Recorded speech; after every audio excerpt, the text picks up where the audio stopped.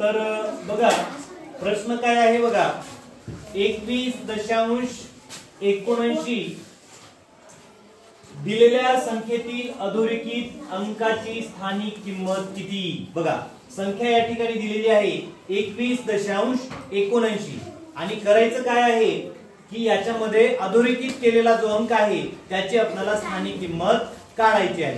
बरं अधोरेखित केलेला अंक कोणता आहे या ठिकाणी?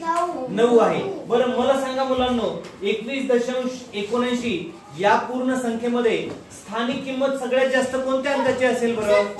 हा सांग बेटा. 7. अजून बरं सांग बेटा. 2. ठीक आहे 2. ओके चला बघूया आता कोणाचं बरोबर येते ते बघूया आपण. ठीक आहे तर बघा या ठिकाणी बघा अंकाचे स्थान या ठिकाणी दिलेले आहेत, अंक कोणते आहेत त्या स्थानावरती दिलेले आहेत आणि याची स्थानिक किंमत आपण या ठिकाणी लिहून घेणार आहोत. बरोबर आहे. तर आपण काय करूया, पहिल्यांदा हे अंक लिहून घेऊया. बघा दशांशच्या इकडचे अंक आपल्याला एकक इथं सुरू होतो. बघा एकक इथं सुरू होतो, दशक इथं सुरू होतो. बरोबर ना.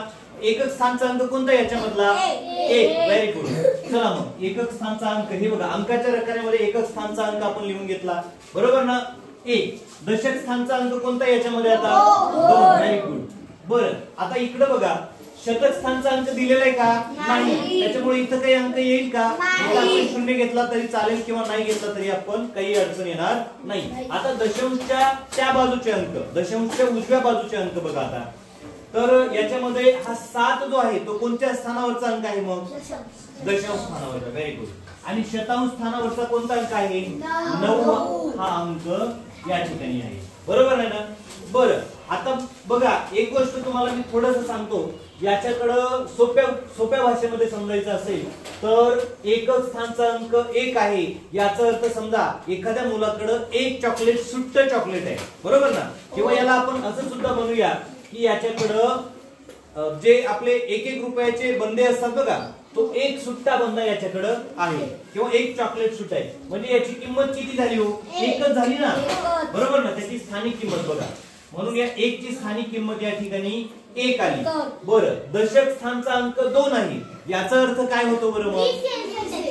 हा 20 आहे त्याच्याकडं. 20 का आहे?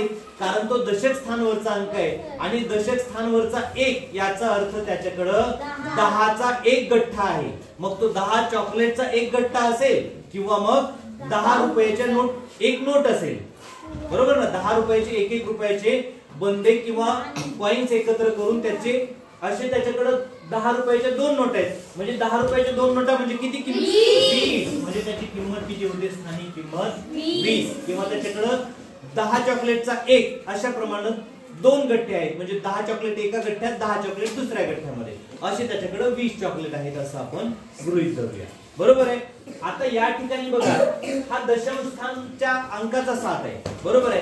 याचा अर्थ असा होतो दशांश म्हणजे दशांशच्या उजवीकडच्या अंकांचा अर्थ होतो की तिथं पूर्ण चॉकलेट नाही येतात. आता त्यानं काय केलं, एका चॉकलेटचे या ठिकाणी किती भाग केले? 10. दशांश म्हणजे दश म्हणजे 10 भाग केले. बरोबर. आणि त्याच्यापैकी त्याने घेतले किती हो? 7 घेतले. म्हणजे एक चॉकलेट पूर्ण आहे का इथं? नाही. म्हणजे याची किंमत काय होते बघा, हा 7 मी दशांश कसा लिहिला आणि एक अंकानंतर दशांश म्हणजे 0.7 ही याची स्थानिक किंमत. त्याच्यानंतर पुढचा जो आपला अधोरेखित केलेला अंक आहे 9, त्याची स्थानिक किंमत किती येणार आहे मग? बघा याचे समजून घ्या. शतांश स्थानचा अंक आहे हा 100. याच्याकडे एक चॉकलेट आहे, त्याचे तुकडे म्हणजे पूर्ण शाळेला आपल्या शाळेतल्या 100 मुलांना तुकडे वाटायचे एक चॉकलेटचे. बरं का. म्हणजे 100 मुलांना वाटायचे म्हणून एका चॉकलेटचे 100 छोटे छोटे छोटे छोटे तुकडे केले. बरोबर ना. आणि त्याच्यातले 9 तुकडे त्यानं काय केले? घेतले. बरोबर ना. म्हणून याची स्थानिक किंमत काय येईल? 0.009 म्हणजे 0.09. बरोबर ना. म्हणून इथं आपण उत्तर लिहू शकतो की अधोरेखित केलेल्या अंकाची स्थानिक किंमत 0.09. बरोबर ना. लक्षात येतंय आता तुमच्या? ओके.